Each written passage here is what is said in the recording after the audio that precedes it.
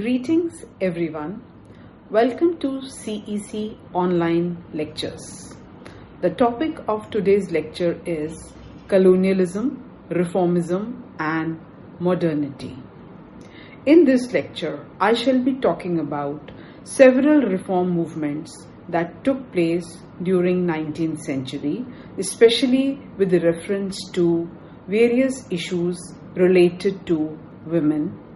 And we will also be talking about several ambiguities that were part of the reform movements. In due course of time, we shall also be discussing what were the implications of several of these reforms that took place and what was the impact that was felt on the lives of women, if any. All these reforms will be discussed with reference to the idea of modernity and essentially in the background of colonialism. The idea of modernity grew and spread through several processes of colonialism, and they became integral to the nation-state system as it emerged in various countries of Europe. It also unfolds a process of a narrative of progress as well as a break from an irrational tradition, something that had been considered as usual in the past now began to be challenged, and there was a tradition of questioning the given authority. Modernity is put into effect through science and technology, the development of several new institutions, for example, schools, hospitals, prisons, factories, etc., as well as several new ways of mobilizing people. Modernity arose in the West and then was replicated in rest of the world. Through globalization, modernity made an attempt to make the world homogeneous. As we talk about colonialism and reformism, most British colonial and missionary writings viewed the position of women in India before their advent as one of extreme degradation. The condition of women in India became one of the most important means for the empire to justify its civilizing mission and also to call for the reform of the customs that were prevalent in India, especially related to women. As was remarked by James Mill, the status of women indicated a society's attempt to hinder the growth of women, and also the way all this had been unfolding since early times came to be talked about in greater detail in academic circles.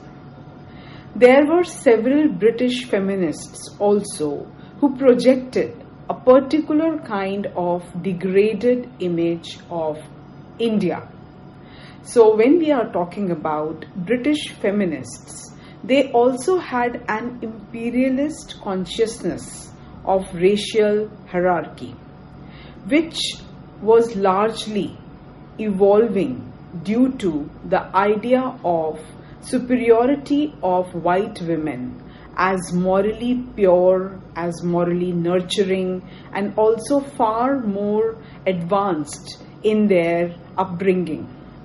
Hence, race preservation became a major cause of concern, and women came to be seen as mothers of the race, and hence it became very important to promote a particular kind of womanhood in colonial India.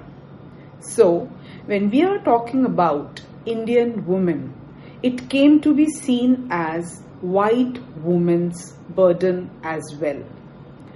So, women were Indian women were projected as not being equal neither in the past nor in the present, and as someone who was always in the need of a savior.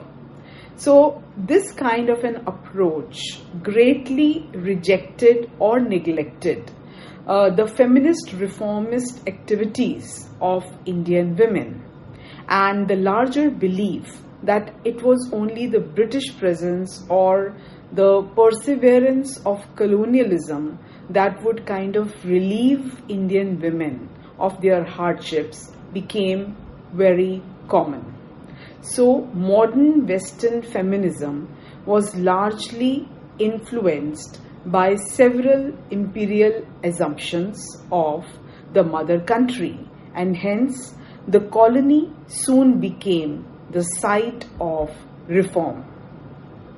It is in this background that we can talk about several reformers like Mary Carpenter, who was a very famous educationist as well as a social reformer. She visited India in 1860s and promoted female education. An account of Mary Carpenter's 6 months in India largely developed the theme of the deplorable position of Indian women and their lowly position in Indian society. So the emphasis was more on criticism rather than on improving conditions of women. So Indian women were largely projected as deprived on all fronts. However, if we look at the European reality that was prevalent during 19th century in most of the European countries, then one realizes that there was gender discrimination over there also, which was rarely talked about. Married women had hardly any legal rights, and women were not allowed to vote during 19th century. Women had to submit to laws when they had no voice in their formation, and married women had no property rights. So all these were realities that were prevalent during 19th century in the so-called modern Western world. Husbands had legal power over and responsibility for their wives to the extent that they could even beat them with impunity. Divorce and child custody laws also largely favored men. Women had to pay property taxes, although they had no representation in deciding about the various law formation processes. Most occupations were closed to women, even in the Western world, and even when women worked, they were not paid equal. They were not allowed to enter several professions, especially related to medicine or law. Women had no means to gain an education since no college or university accepted female students. So these were realities that were very much there in the Western world as well. So it is in this background that in the colonial space like India, the white women undertook a burden of reforming Indian women. Western women feminists played a very important role in creating, sustaining, and promoting British Empire through its disguised feminist project, or the white woman's burden, to save the enslaved Indian women. As has been pointed out by Inderpal Grewal, in The Culture of Travel and the Gendering of Colonial Modernity in 19th century India, the colonial modernity was largely being projected as a gendered issue. So there was production of gendered selves, a reconstitution of domestic space under colonialism, and this was largely getting replicated both in the public as well as in the private sphere. So this greatly enhanced several caste, class, familial demarcations, and these were also being reworked in the largely colonial framework. So Indian women had no rights that were equal as far as their comparison was compared to the males. And if we consider colonialism as an essential background, it was not as if with the onset of the colonial rule, these inequalities disappeared, because after all, it was a modern state which was based on the premise of equality. Rather, we see that these inequalities persisted and rather they grew. So, when we are talking about reformism or when we are talking about modernity, there were serious limitations to these developments, which have to be discussed with reference to state conservatism and how femininity was not really promoted. Colonial states' reluctance to provide assistance or help to women who converted to Christianity also can be proved by a number of examples, as has been done by Grewal. So, for example, in 1872, Huchi, who was a young Hindu girl, converted and refused cohabitation with her Hindu husband. Now, she converted deliberately to Christianity because she did not want to live with her husband. So, it was considered as but natural by her that she would be getting support from the state in order to help her lead her life in her own way. Several courts and missionaries, however, took a stand and they allowed her husband to forcibly bring her back, even though she was treated as an outcast by her own family. Another example of how patriarchy was promoted rather than weakened by the colonial state is that of Nair society. Nair men began to oppose the traditional matrilineal residence and inheritance patterns during 19th century and also by the early 20th century. Since Nair men were getting educated and they were getting employment under the colonial state, they could not give their wealth to their children, and so they started challenging the matrilineal system that had been prevalent in the Nair society. And the Malabar Marriage Act of 1896 made certain changes, and a debate started on the very validity of matrilineality, which gave a lot of power to the mother figure in the family. In 1933, a new law appeared which allowed Nair men to bequeath their own incomes to their offspring and to set up conjugal households, and also this resulted in the emergence of a new kind of educated, modern, dominant and patriarchal Nair masculinity, questioning the woman's control over the resources. The nationalist historians also were playing a very important role in discussing how the colonial state was mainly interested in cultural colonization of Indians to make a class of anglicized Indian supporters. However, contrary facts emerged between 1820s and 1850s when the colonial state willingly accepted a liberal and Brahmanical interpretation of several religious scriptures belonging to early India. And by the end of 19th century, women agency came on its own, and several associations of Indian women carried forward the initiative for reform in the realm of female education, health, and franchise.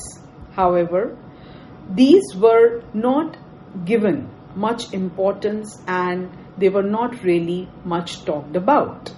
There was more and more emphasis on underlining the importance of reformism and the various endeavors that were started by the colonial state to bring about a change in the lives of Indian women. The social reform movements had a contradictory relationship with the gender question, and this can be understood largely in the background of liberal reformism. When we are talking about liberal reformism, it basically outlines the agenda of religious and social reform aligned with the so-called liberal reformism of the Indian middle class. In the 19th and early 20th century, these reforms were proposed within an environment where strict female seclusion, illiteracy, celibacy, also a pure widowhood were being promoted. So, in an environment of orthodoxy, where child marriage had scriptural legitimacy and was also considered as a social necessity due to detrimental impact of Western education on girls was being talked about. So reformism had to operate within the limits that were imposed by orthodoxy. It was not as if suddenly, with the onset of 19th century, there was a complete change in the social milieu of Indian society. So, for example, Raja Ram Mohan Roy, in his endeavor to stop sati, guaranteed that widows would follow the path of sanctity and need not be sacrificed as sati. So the ideal of purity, chastity, was entrusted on widows unilaterally without taking into consideration their own wish. The idea of widow remarriage found social acceptance with the beginning of reforms that were discussed by Ishwar Chandra Vidyasagar. However, here also there was an emphasis on the detrimental effect of immoral widowhood. So therefore, there was now a discussion about promoting widow remarriage so that any kind of immorality could be prohibited.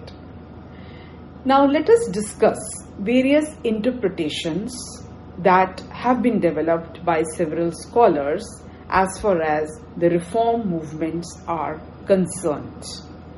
If we talk about the historiography of reform movements, the traditional history writing has projected a very particularly specific kind of narrative as far as the reform movements are concerned. So there is an emphasis on reformist rhetoric, and most nationalist writings have analyzed the social reform movements as a very simplistic phenomenon that needed celebration, that needed appreciation, and it was a kind of a grand narrative that was taking place. The emancipation of women and their social and cultural progress from the earlier stagnating condition in which they were seen as meek, suffering, exploited, particularly from the medieval period onwards, was the most common kind of a narrative that was developed. They claimed that the reforms were a result of several indigenous efforts, and they were not due to the British efforts, thereby projecting the liberating force, which also ended obscene representation of women in literature and art. Social reforms were depicted as continuing after a long period of distress and exploitation. To glorify the Enlightenment and the liberating effects of reforms on and for women, it became imperative to paint the earlier period or to project the earlier period as belonging to the Dark Age, and especially the medieval times were projected in such negative light. And the 18th century was also projected as an era of darkness and stagnation, and as a period in which women were particularly miserable. While the ancient India was projected as the golden age, where women enjoyed very high status. However, as has been discussed in several earlier lectures, this kind of a projection was not only faulty, it had no textual validity as well. Let us now discuss the discourse on Purdah that was developed. The discourse on Purdah amongst the reformers highlighted it as an evil practice, which was a byproduct of the medieval period, and it largely came into force because of one reason that was given was the Muslim customs, and the other that was given was the need to use Purdah as a tool to protect women from being attacked by the rulers. An alternative explanation, however, that was developed to question this kind of a unilateral projection of the reforms that were taking place during 19th century was the one that pointed out several lacunae or several weaknesses that were part of the reform movements. In this, a very important role was played by historians like Sumit Sarkar, Charles Hemseth, etc. The reformers, these scholars pointed out that the reformers belonged mostly to the upper castes and the emerging elites, and they mainly addressed the problems of upper caste or middle class women. The reformers were primarily concerned with modifying relationships within the families, and they aimed at very limited and a very controlled emancipation, that there was hardly any modification per se as far as the relations within the family were concerned. As was pointed out by Partha Chatterjee, with the growth of the national movement, the women's question was combined with the larger political project, and it was put on hold pending the achievement of national objectives. Another approach that kind of questioned the unilateral perspective associated with the reform movements was that of subaltern historians. Originally, the term subaltern applied to subordinates in military hierarchy. Antonio Gramsci, in his prison diaries, writings about hegemony, tactfully adopted this term so as to pass the prison censors. He used it to signify a non-unified proletarian, those whose voices could not be heard due to being structurally molded out of the capitalist bourgeois narrative. The Subaltern Studies group later picked up the term from Gramsci in order to locate and re-establish a voice or a collective agency in post-colonial India for those who were denied access to representation by the colonial state. Another very important scholar who contributed to this historiography was Gayatri Spivak. She wrote a well-known and a debated article, Can the Subaltern Speak?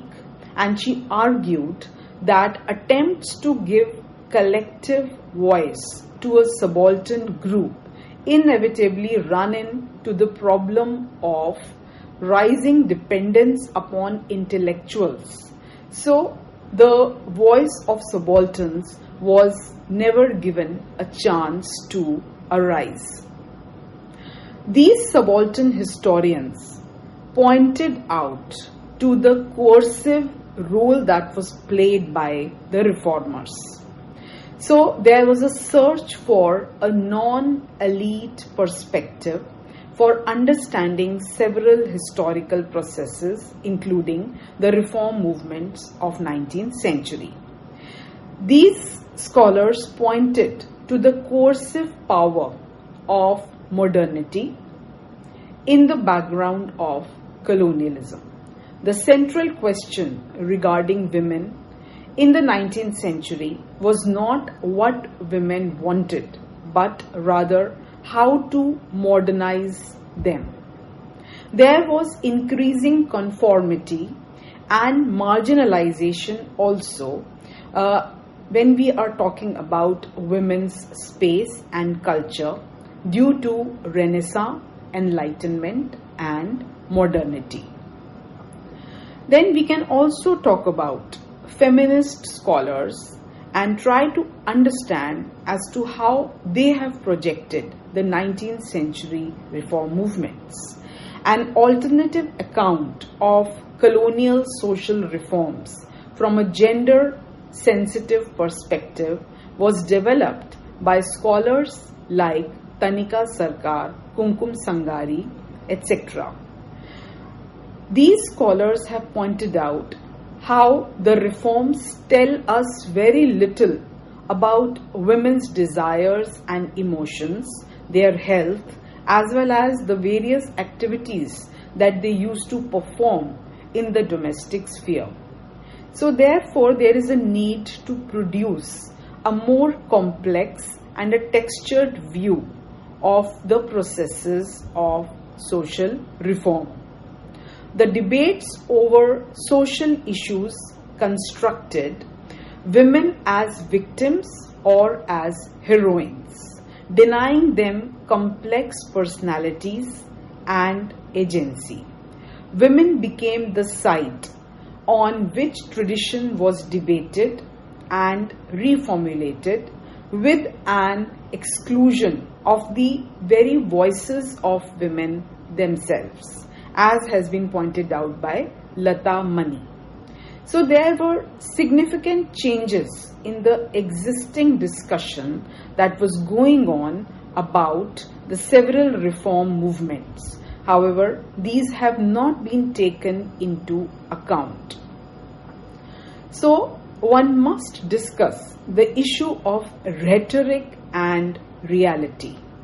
The rhetoric of the social reform reworked and updated patriarchy in a different form and combined it with an assertion of a homogeneous cultural and political identity, whereby it became very important to control women. The liberal basis of the reformist discourse was considerably questioned time and again. And as there was an attempt to glorify the past, there was also an attempt to question the role that was played by the medieval political structure and also to valorize the past tendencies that had been existing in early India.